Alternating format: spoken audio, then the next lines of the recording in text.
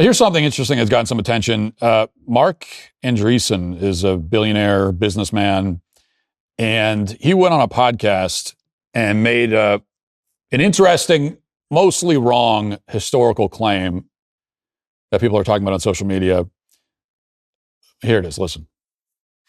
Don't have any levels of introspection. Yes, zero, as little as possible. Why? Move forward, go. Yeah, I don't know. I found people who dwell in the past get stuck in the past. It's a real problem, and it's a problem at work and it's a problem at home. So I've read obviously 400, I think now 10 biographies of history-based entrepreneurs, Yep. and that was one of the most surprising things. Like, what's the most surprising thing that you've learned from this? So like, oh, they have little or zero introspection. Yep. Like Sam Walton didn't wake up thinking about his internal self. He just woke up. He's like, I like building Walmart. I'm going to keep building Walmart. I'm going to make more Walmarts, and just kept doing it over and over again. And you probably know, if you go back, like, 400 years ago, it never would have occurred to anybody to be introspective. Like, it's the whole idea of, all of the modern conceptions around introspection and therapy and all the things that kind of result from that are, kind of manufactured in the 1910s, 1920s. Say more about that. Great men of history didn't sit around doing this stuff at any prior point, right? It's all a new construct.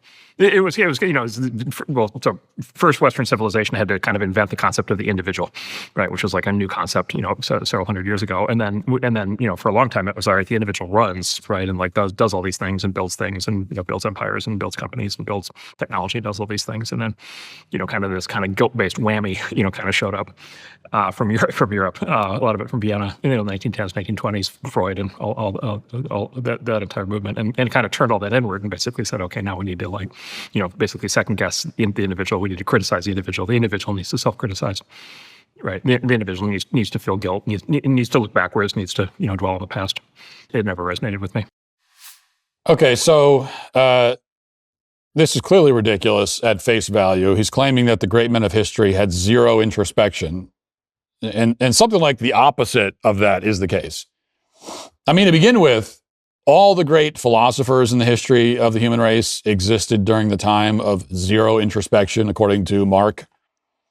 So apparently Plato and Aristotle were not introspective, or else they weren't great men of history. I don't know which. Either way, it's retarded. So you think about all the great philosophers, artists, writers. Was Tolstoy not introspective? Was Dostoevsky not introspective? What about, like Michelangelo? I don't know. Based on his body of work, I'd say that seems like someone who had a fair amount of introspection. A pretty rich inner life. What about St. Augustine? What about, Thomas Aquinas? What about Shakespeare? And the list goes on and on. Now, you could say, well, those are all artists, theologians, philosophers. Introspection was their profession. It was their craft, in a sense. So what about the great men who were doers, who were rulers and warriors and inventors and leaders? Well, again, what you find, if you look back in history, is the opposite of what Mark Andreessen is claiming. And by the way, this is a guy who's like in the tech field, I think does some works with AI and that sort of thing. Silicon Valley.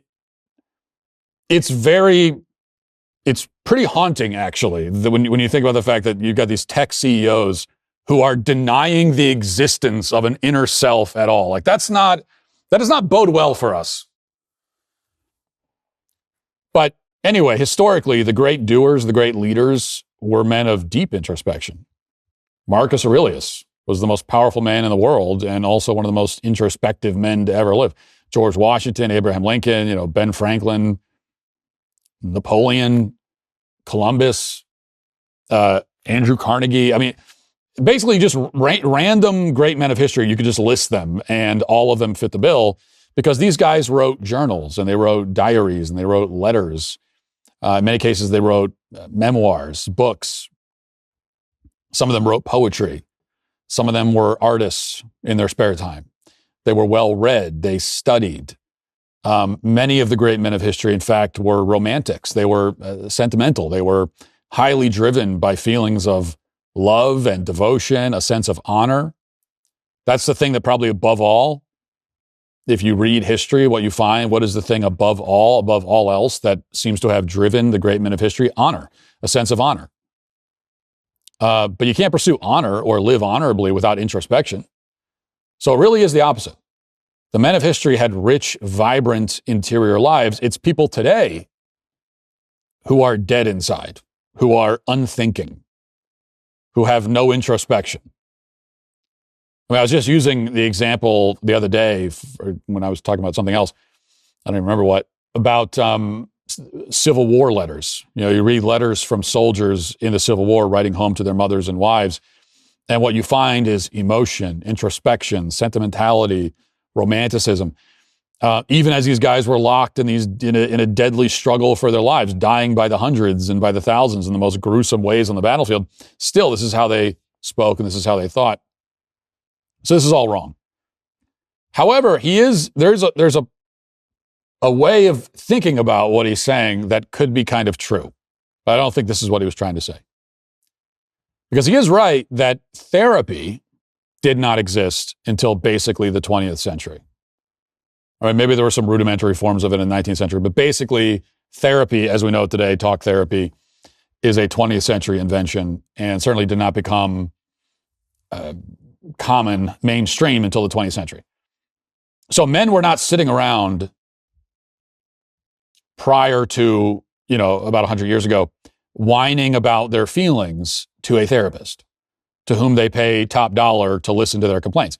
That definitely wasn't happening. He's right about that. So there is a form of self-obsession today that didn't exist 200 years ago, especially among the great men, but I wouldn't call it introspection. I would almost say, the way that I would put it is this. I was thinking about it. The great men of history had a rich interior life. They were contemplative, they were introspective, but they weren't full of self-pity, and they didn't focus much on how they feel or how they felt about themselves. See, that's the difference. I think if you look at what they wrote and what they did, it's clear that these were people who felt deeply, but it doesn't seem that they were too focused on how they felt about themselves. So today, introspection involves this obsession, not with the state of your soul or your inner life, but with how you feel about yourself. 200 years ago, there was an emphasis on knowing yourself. Today, the emphasis is on feeling good about yourself. So it's not what you know about yourself, it's what you feel about yourself. That is the switch. That's the pivot. That's the thing now that everybody is so focused on. And when he's talking about introspection, that's probably what he means, which is not introspection at all. Because in fact, feeling good about yourself all the time means, in many cases, in practice, not knowing yourself.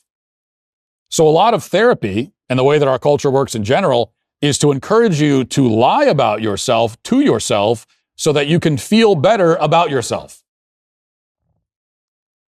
Or to put you on drugs so that you feel better while your inner self is obliterated. Have you looked at your credit card statement lately? Well, it's actually unbelievable. You're working 40, 50 hours a week just to buy groceries and gas, things that you used to be able to afford. And the banks are charging you over 20% interest for the privilege.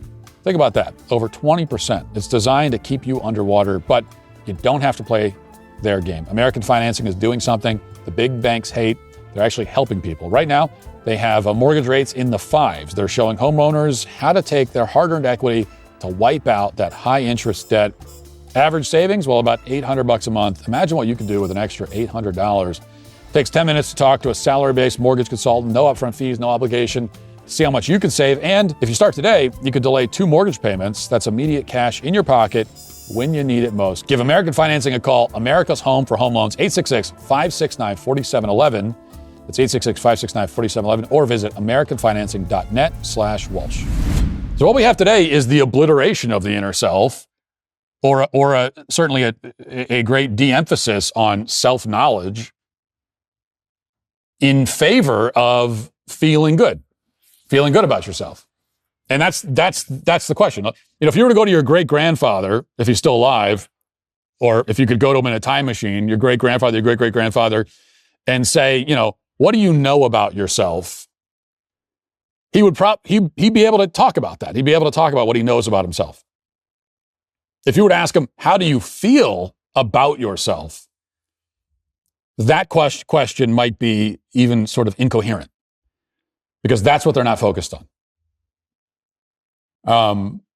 So for modern man, the question that they ask themselves is, how do I feel about myself? For historical man, we'll call it, the question was, what do I know about myself? And what do I know about the world beyond myself?